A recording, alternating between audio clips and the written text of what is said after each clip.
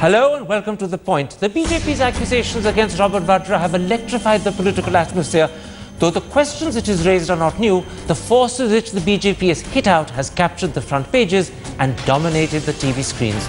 So tonight we ask, how vulnerable is the Gandhi family and the Congress party? Is Robert Vadra their Achilles heel? But first, the sudden talk of a third front. With senior Congress leaders openly discussing the possibility, is this a sign that Congress accepts it cannot form another UPA government? Or could there be more that doesn't at first meet the eye? You're forgetting to cue me.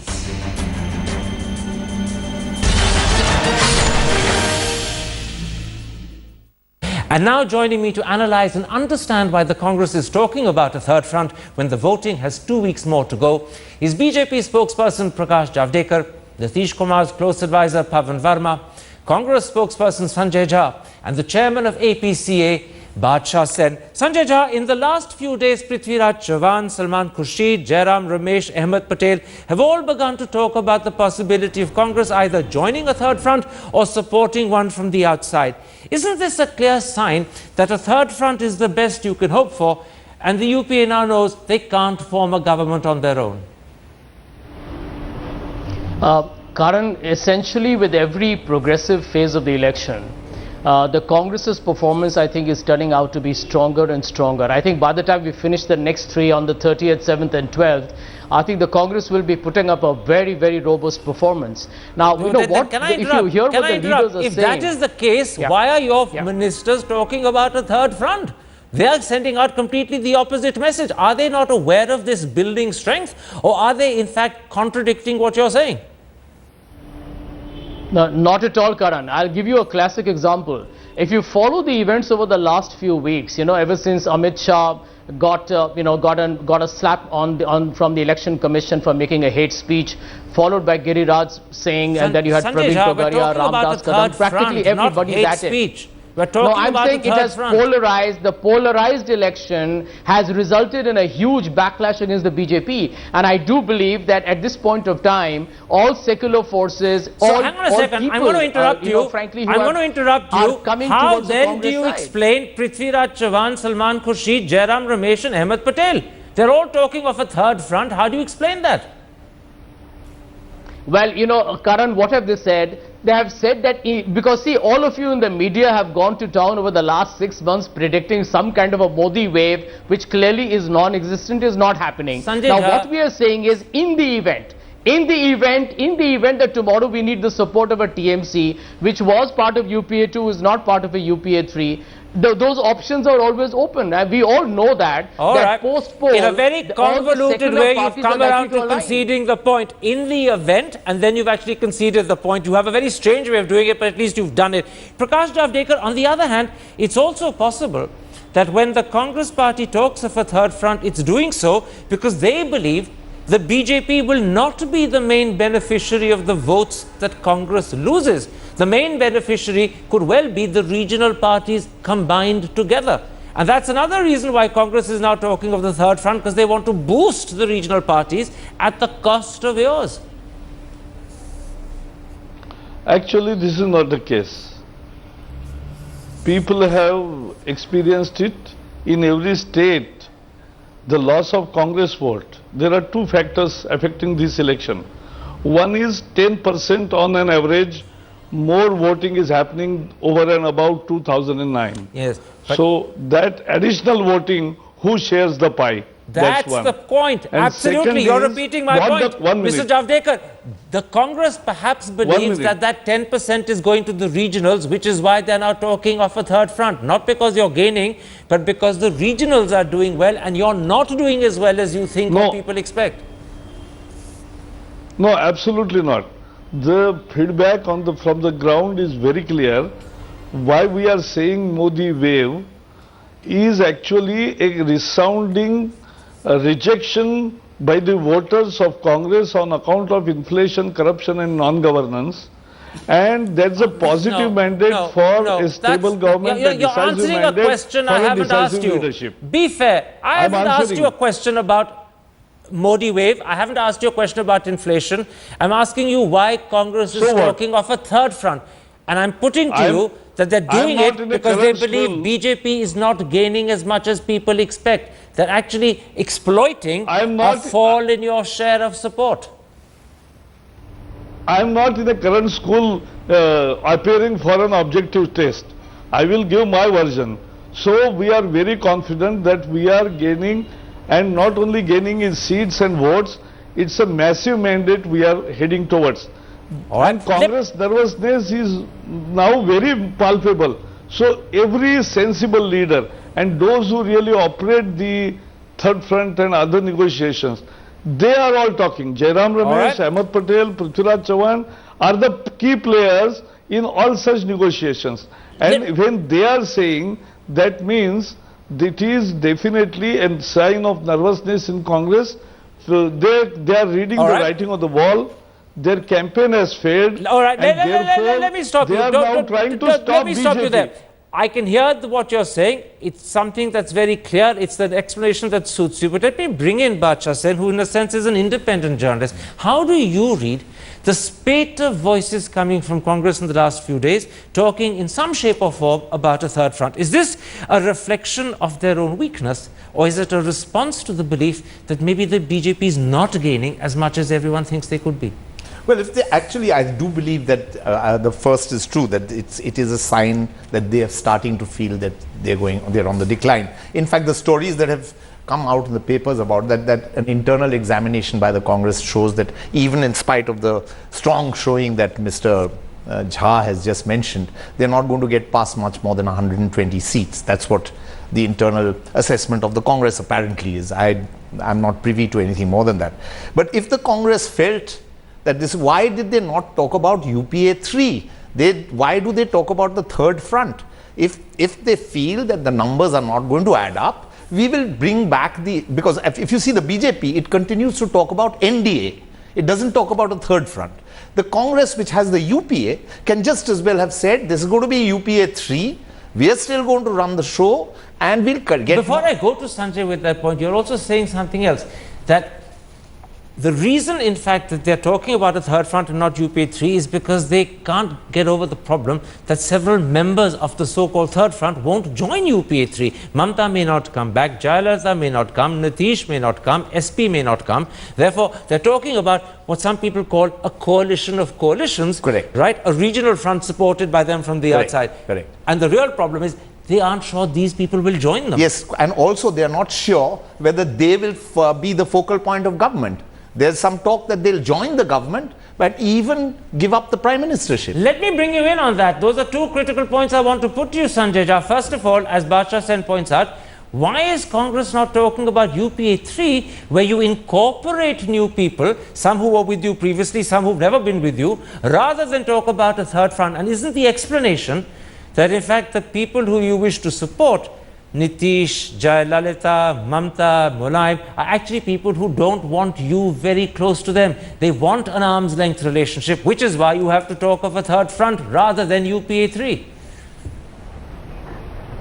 Karan, I think you've got to take today's event of the Trinamool Congress against the BJP. I think that's very germane to the discussion. That end of day, if you look at the way the political parties, regional parties in particular, have their own prominence in different states, it is very likely that when the election results are out... Sanjay Jha, you have to learn to answer the question that's being asked of you rather than make up one that has no relevance to the discussion whatsoever. That's not fair on the audience. It's not fair on your party who you officially represent. You're creating the wrong impression about Congress spokesmen who are not just ducking, but completely evading and avoiding. So let me repeat this. You were asked a critical question by Badshah Sen, who wants to know why you aren't talking of UPA 3 and why you're talking instead of a third front. Well, thank you very much for giving me a chance to answer your question, Karan. But you're quoting Mr. Salman Khurshid's statement, but you're taking just bits and parts of the statement. I think you should take what Mr. Rahul Gandhi said with very serious gravity. What did he say? He said the Congress party will form the government. He said the Congress party will be the single largest party once the election results are out. In which and case, I don't know what the gentleman there said about an internal survey report. In which case, Sanjay Jha, the figures that is coming do out you have a wrong, division of opinion in your party? Because you're quoting Rahul Gandhi to say Congress will form a government, and I've had Prithvi Raj Chavan here on Friday, Salman Khurshid a couple of days ago, Jairam Ramesh in the papers this morning, Ahmed Patel, all saying different things. So is there a split in your party? Is that what you're telling me? What I'm telling you is, at this point of time, I don't think any of us on this panel or even outside can be a psephologist.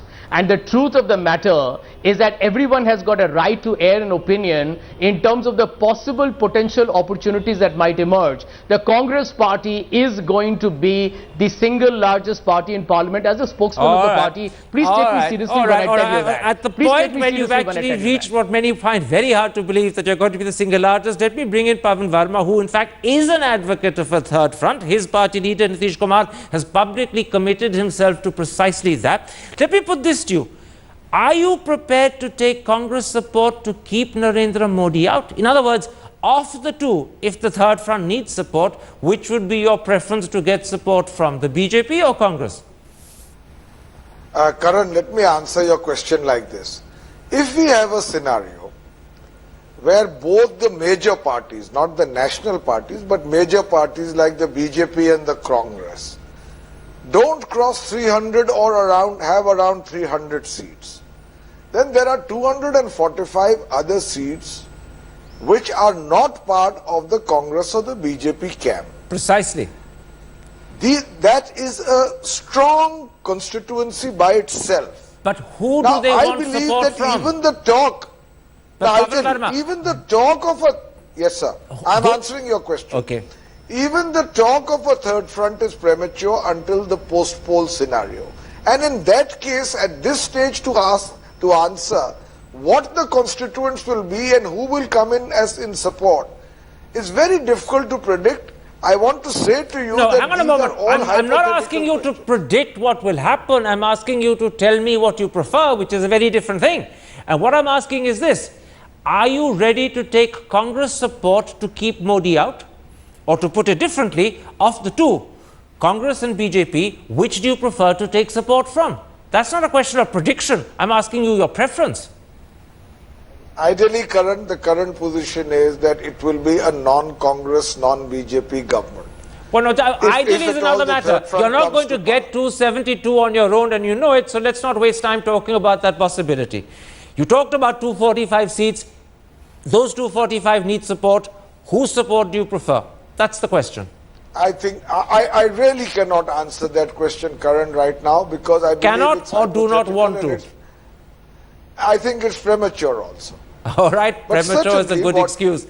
What do you make of the fact that someone like Nitish Kumar is close to Lieutenant Pavan Verma, and clearly Pavan Verma is reflecting, if not echoing, the difficulties Nitish would have answering that question? But what do you make of it?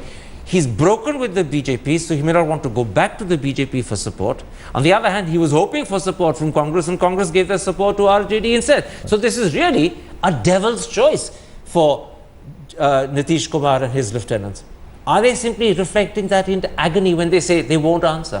Well, Karan, first of all, that 245 which Pavan Verma just spoke about, that includes Mayawati, BSP and SP. They are never not going to sit at the same table.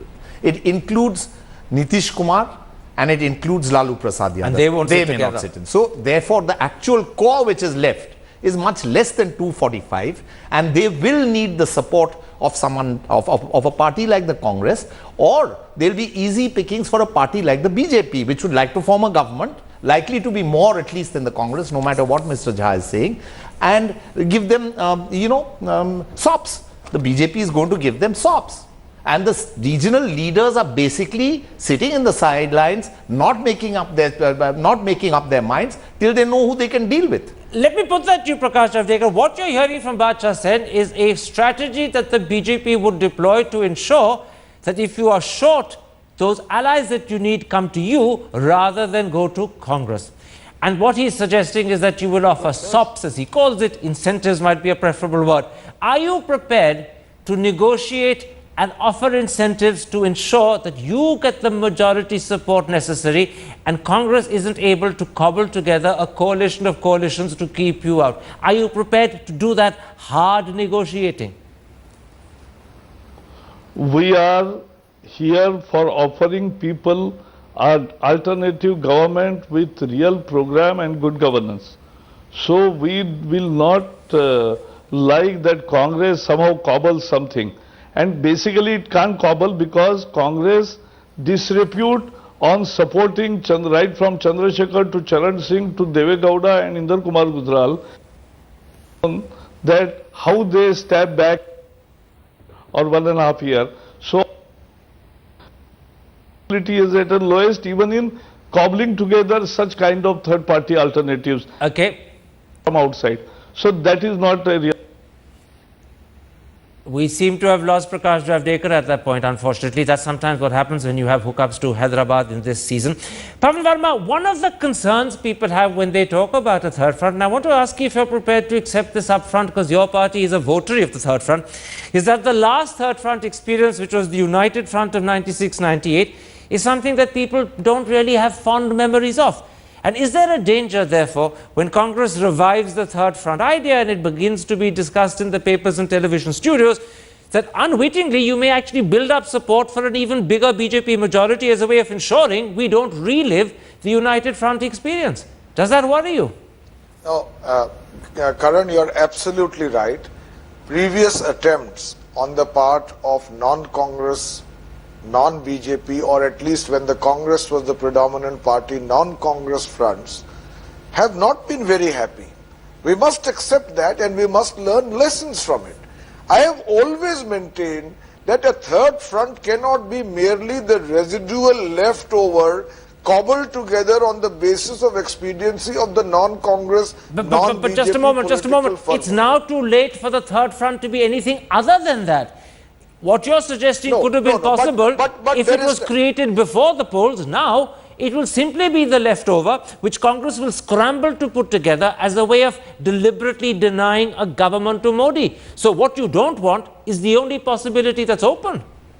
No, but let me just put to you an alternative scenario. I'm not saying it's easy, but I am at least a votary of the fact that any non-Congress, non-BJP formation must be based on ideological rigor. It must be based on a carefully worked out Should be would be better than must be, because must be I don't think you have time and opportunity for. Should is an ideal solution, but it's impractical. You don't have time. The only thing available now is expediency. That's the point I want to bring you in on.